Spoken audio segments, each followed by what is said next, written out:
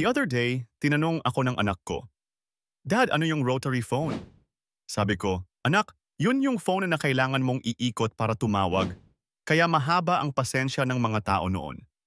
Welcome to Digital Age Parenting, kung saan ang kaaway ay hindi na lang kuto, kundi YouTube Shorts, Roblox, at mga dance challenge na nadelikado sa kasukasuan. Dati, ang screen time advice, Anak, huwag masyadong malapit sa TV. Ngayon, Anak, itigil mo na iyang tablet bago ko i-confiscate at gawing panghampas ng ipis. Pero seryoso, hindi ito tungkol sa pagbabawal lang.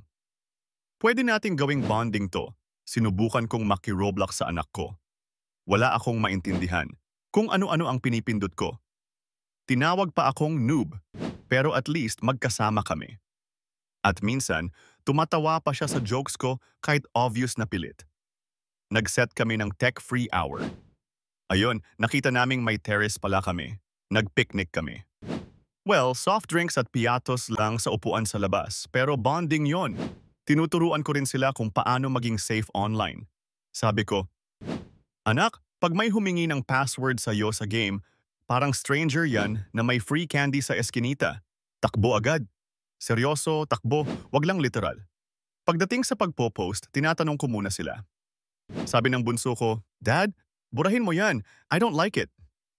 Aba, may taste pala sa angles. Ngayon, sila na nag-upload sa YT ng mama nila. Minsan, mas madami pang views kesa sa mga pinopost ko. Nag-try din akong bawasan phone use ko. Delete TikTok. Reinstall. Delete ulit.